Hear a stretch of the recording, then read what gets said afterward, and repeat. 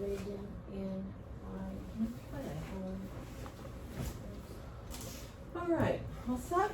So we'll begin. So today we're going to read a story about friends who are planning to go on a hike. All right, and as you know, planning is really important when you're planning an outing, right?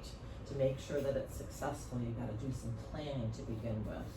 So Josh, I'm just going to ask you maybe just, I know I see you're interested in the pictures, which is a good way to look at a book when you first get it. Do you want to just turn it to the cover so that we're at the same place together? Nice, good job.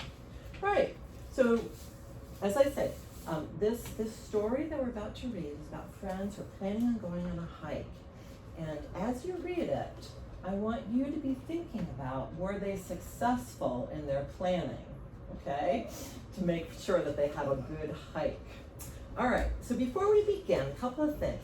First of all, let's think about the text structure. And by that I mean, do you think that this is going to be an informational text, or do you think it's going to be a narrative text? narrative. Okay, you said narrative right away. Are you thinking about that too, Josh? Are you agreeing, or would you like Rylan to say why he thinks it would be narrative? Wait, what does narrative mean then? So let's start with the word informational. Informational. What does information mean?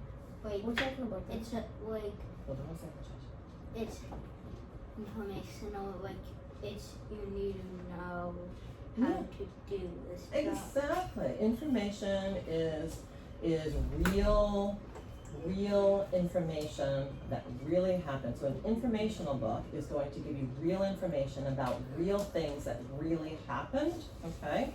A narrative is a made-up story. Narrative is a made-up story. It's been a while since we've used those words, isn't it? Yeah. Narrative is a made-up story about fictional characters. Okay, so it didn't really happen. It's just a story about what might have happened, okay, or could happen. It's a story that we make up with our imagination or the imagination of the author, okay? So, Josh, we were looking at some of the pictures, right? And I told you that this story is about some friends who are planning a hike. So do you think that this is going to be a real story that actually happened, and we're going to read about information that really happened, about real people? Or do you think that this is a narrative story where it's going to be about made-up people and about Narrative. yeah, so and do you agree, Yeah. Rylan? Yeah, so it is, it's gonna be, we call the text structure, how this book was written, it's called a narrative, all right? So with that in mind, we can think about, you know, what we would expect in a little story like this.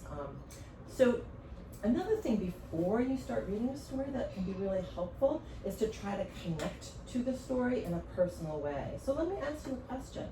Have you two ever been on a hike before? A lot of times. A lot of times. Where have you hiked, Rylan? I've hiked Mount. We've done a lot of mountains, right? There's Mount Tom, there's Mount Mount Skinner, Tom. there's Mount Holyoke. Mount Tom, I forget the other one. It's okay, so you've hiked up a mountain before. Okay, good. And how about you, Josh? Have you ever hiked before? Would you ever want to go on a hike? Let's talk a little bit about that word hike. How is a hike different than just going on a walk? Hike. Because you're climbing. You could be climbing, right? A hike could mean that you're climbing, right? You're also going up a mountain. It could be up, or it could be, it doesn't necessarily have to be up a mountain, although if you go up a mountain, it's probably not just a simple walk, it's probably a hike, right? So hike means to take a walk, but it's a difficult walk. It might mean going up a mountain, it might mean going really far, it might mean going in like dirt trails instead of a nice pathway, okay? So a hike is a little bit more difficult. And that's probably why our friends here needed to make some plans for it. And the last thing I want to do before we start reading this little story is let's think about a couple of words that might be a little tricky for you, I'm not sure, as we come to them. The first word is the word exclaimed. Give me a thumbs up if you feel like you've ever heard this word before. You don't have to know what it means, but exclaimed. Have you ever heard that word before? Does it sound a little familiar? You're not quite sure? Okay, yeah. So exclaimed means when you sort of cry out suddenly, or you blurt something out like, stop it, or hey, wait a second, right? Those would be Miss Braden exclaimed, stop it, or Miss Braden exclaimed, hey, wait a second. What kind of punctuation do you think I might put on a sentence if I was going to write the word stop it or don't do that? What kind of punctuation would it get? Would it get a period? Would it get a question mark? Or would it get one of these? A question mark. Oh, no, that one. Yeah. Do you remember what we call this type of punctuation? I'll give you a hint. Exclamation point. And there's the point, right? That dot is the point. An exclamation point. So notice that the word exclaimed and exclamation point have a similar root word, okay? And that root word means sort of like to cry out suddenly or to blurt something out, okay? To speak very strongly. All right, very good. The other word we might come in contact, we probably will come in contact with if we get that far, it's the word compact, all right? Compact. And the word compact, okay, means to press something together to make it smaller. Press something together to make it smaller.